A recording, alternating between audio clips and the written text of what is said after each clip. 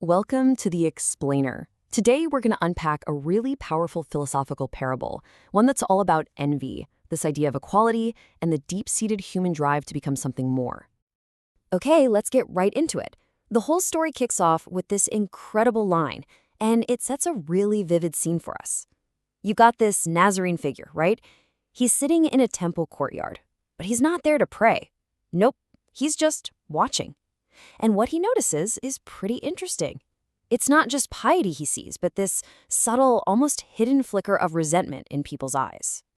So he turns to his disciples and he starts to tell them this parable. He wants to warn them about a creature he calls the tarantula. And its main weapon?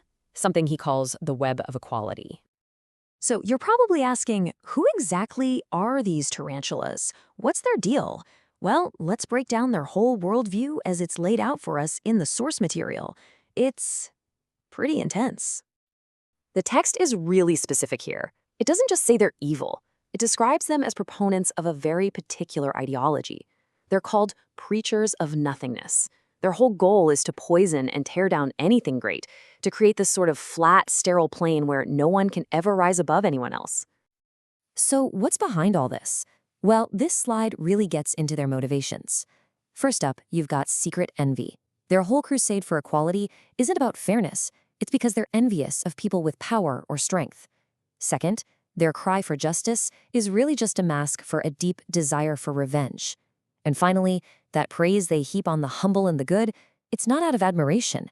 It's because, those people are safe. They're not a threat. And this quote, wow. It just cuts right to the absolute core of the argument, doesn't it? The parable is basically saying that the motive you hear, the virtuous one, is not the real one. It suggests that underneath all that nice-sounding language, there's a much darker, more resentful reason for it all.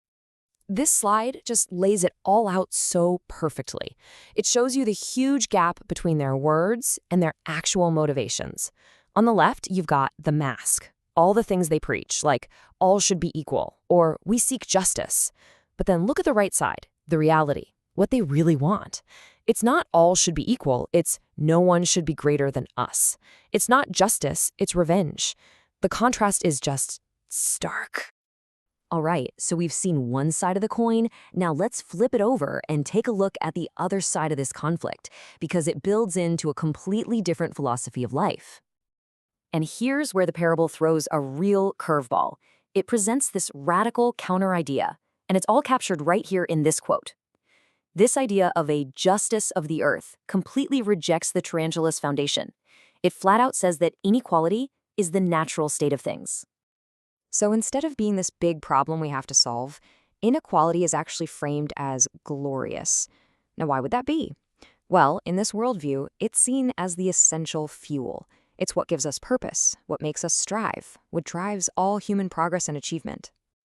And all of this striving, this struggle, it has an ultimate goal. And that goal is the creation of what the parable calls the Übermensch, which you might know as the Overman or Superman. This isn't some fixed state you're born into. It's a higher state of being that you have to fight to achieve through constantly overcoming yourself. So the really crucial point here is how you get there. It's a process. First, you have to embrace struggle, because that's where this journey is born. Second, you have to constantly work to surpass your own limitations. And third, it's all fueled by this relentless internal drive to always, always become more. Okay, so now that we've really defined both sides, you can see the central conflict laid bare. It's not just a disagreement. It's a fundamental battle between two completely different visions for what humanity can and should be. And this slide just puts it all side by side crystal clear. Take a look at the tarantula's column. Their core value is enforced equality. Their justice comes from resentment, and their ultimate goal is that sterile plane. Now, compare that to the Übermensch's worldview. They value glorious inequality. Their justice is found in the natural order of striving, and their goal is the state of constant becoming. Even their weapons are total opposites, the venom of guilt versus the beautiful struggle. Okay, so all this philosophy is great, but the story gives us a real-time example of it in action. Let's jump back to that temple courtyard to see the parable prove its own point.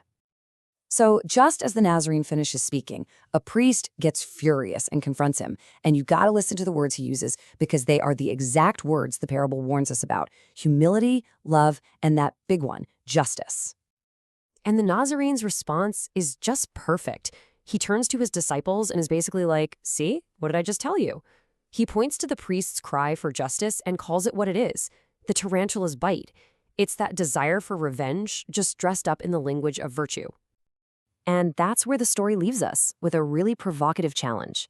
It's urging us, the audience, to look past the pretty words whenever we hear calls for justice or equality. It asks us to really examine the motivation behind them. Is it a genuine call to build something up, to strive for something greater? Or is it the resentful whisper of a tarantula, wanting to tear everything and everyone down to the same flat level? That's the question this whole story wants us to think about.